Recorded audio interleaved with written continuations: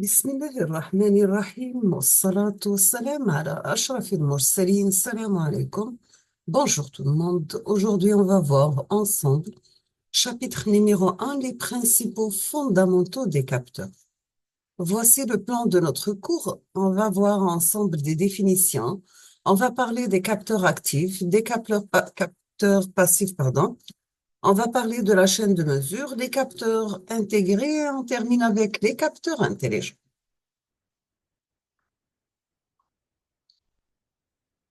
On commence comme toujours par des définitions. Nous avons que la grandeur physique, c'est l'objet de la mesure. Ça peut être déplacement, température, pression, etc. Et désigné comme le mesurand est représenté par M. Nous avons S qui est la grandeur de sortie ou bien la réponse du capteur en fonction de M qui est la grandeur d'entrée ou bien une excitation. La mesure de S de la grandeur de sortie ou bien la réponse du capteur doit permettre de connaître la valeur de la grandeur d'entrée et de l'excitation. Donc, vous avez une mesurande M qui passe à travers un capteur pour avoir une grandeur électrique S. Voici un exemple de signal d'entrée et le signal récupéré à la sortie. Ça, c'est un exemple d'évolution d'une mesurande M et la réponse S correspondante du capteur. Sachant que la relation S en fonction de M résulte dans sa forme théorique des lois physiques qui régissent le fonctionnement du capteur et de son expression numérique, de sa construction, soit géométrique ou bien dimension des matériaux, qui le constituent bien sûr, et éventuellement de son environnement et de son mode d'emploi. Bien sûr, ça rentre dans tout ça la température plus l'alimentation.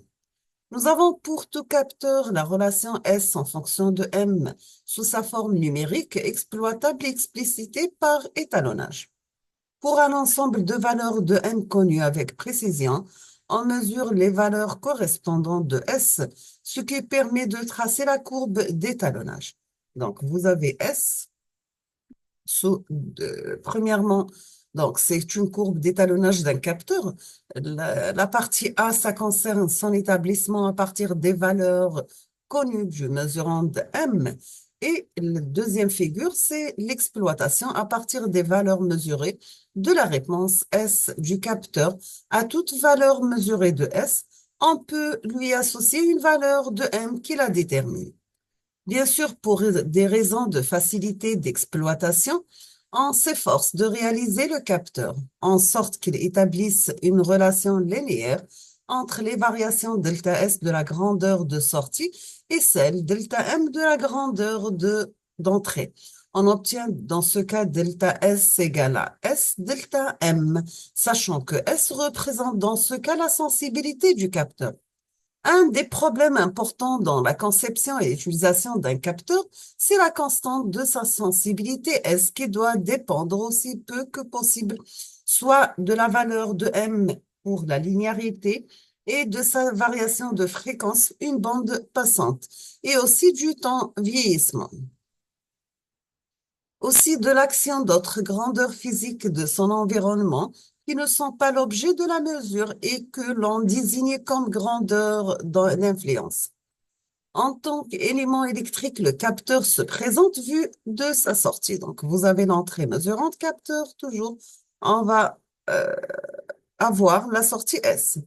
Donc, la sortie peut être soit le capteur se présente soit comme un générateur S, dans ce cas, la sortie étant alors une charge, une tension ou un courant. Il s'agit alors d'un capteur actif, soit comme une impédance S étant alors une résistance, une inductance ou bien une capacité, et le capteur alors est dit passif. Cette distinction entre capteurs actifs et passifs, basée sur leur schéma électrique équivalent, traduit une différence fondamentale dans la nature même des phénomènes physiques mis en jeu. Sachant que le signal électrique, c'est la partie variable du courant et de la tension qui porte l'information liée aux mesurantes. Donc, vous avez soit l'amplitude et la fréquence du signal doit être liée son ambiguïté à l'amplitude et à la fréquence du mesurant.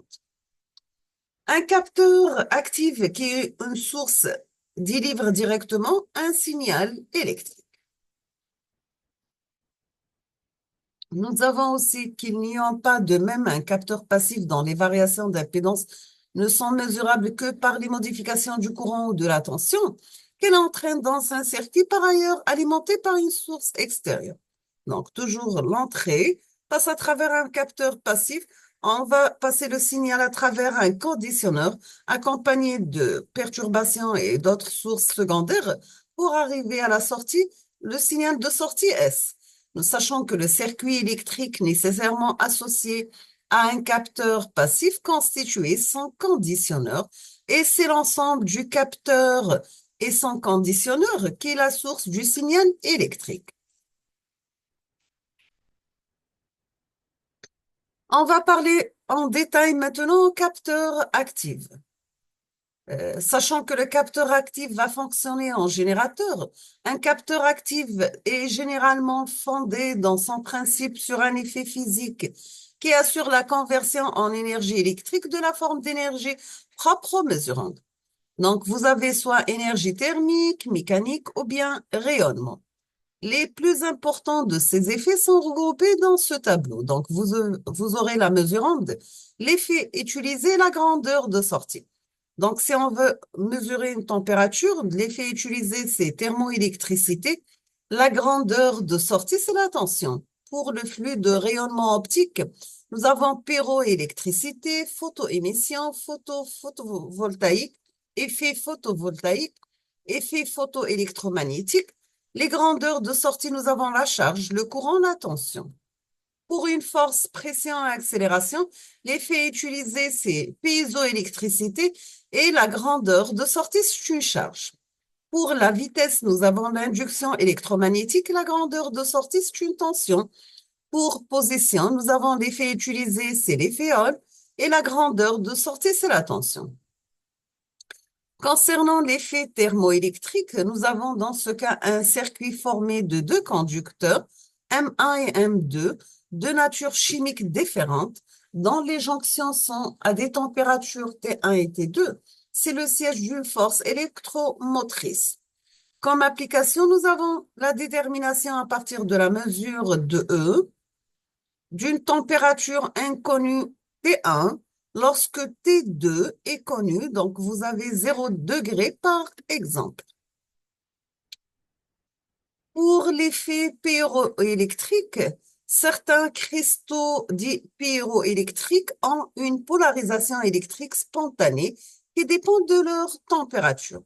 Ils portent en surface des charges électriques de signe contraire sur les faces opposées. Comme application, nous avons un flux de rayonnement absorbe par un cristal pyroélectrique élevé sa température, bien sûr, ce qui entraîne une modification de sa polarisation qui est mesurable par la variation de la tension au bord d'un condensateur associé.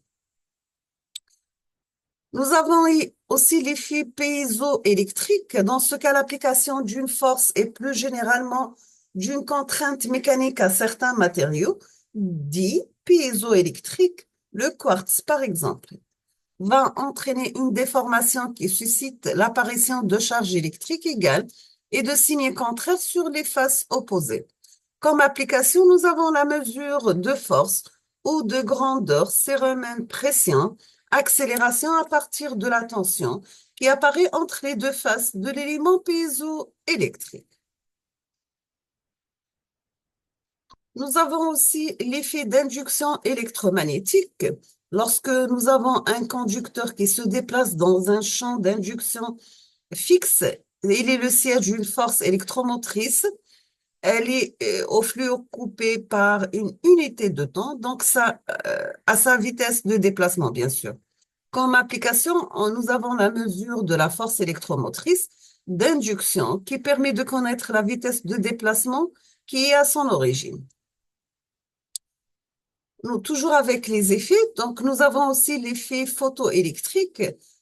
On les distingue plusieurs qui diffèrent par leur manifestation, mais qui ont une pour origine commune la libération de charges électriques dans la matière sous l'influence d'un rayonnement lumineux ou plus généralement électromagnétique, dont la longueur d'onde est inférieure à une valeur seuil caractéristique du matériau. Les applications, nous avons l'effet photoélectrique qui permettent d'obtenir un courant ou une tension qui est une fonction de l'éclairement d'une cible sont à la base de méthodes de mesure des grandeurs photométriques, d'une part, et autre part, la transposition en signal électrique d'information dans la lumière peut être le véhicule. Nous avons comme dernier effet, c'est l'effet Hall. Un matériau généralement semi-conducteur et sous forme d'une plaquette est parcouru par un courant I est soumise à une induction B faisant un angle θ avec le courant bien sûr. Il apparaît dans la direction perpendiculaire à l'induction et au courant une tension VH qui a pour expression dans ce cas VH, ça sera K multiplié par H, KH par I le courant, par bêta l'induction, sinus θ l'angle avec le courant bien sûr. KH dépend du matériau et des dimensions de la plaquette. Comme application, vous avez un aimant lié à un objet dont on veut connaître la position, détermine les valeurs de bêta et euh, θ au niveau de la plaquette. La tension VH qui par ce B, fonction de la position de l'objet, on assure donc une traduction électrique. Nous avons une remarque concernant les capteurs basés sur l'effet Hall peuvent être classés parmi les capteurs actifs puisque l'information est liée à une force électromotrice. Ce ne sont cependant pas des convertisseurs d'énergie car c'est la source du courant I et non la mesurante qui délivre l'énergie liée au signal. On va s'arrêter ici. La prochaine vidéo, Inch'Allah, on va voir ensemble les capteurs passifs et les capteurs intelligents. Je vous remercie infiniment pour votre attention et à la prochaine vidéo. N'hésitez pas si vous avez des questions. Merci.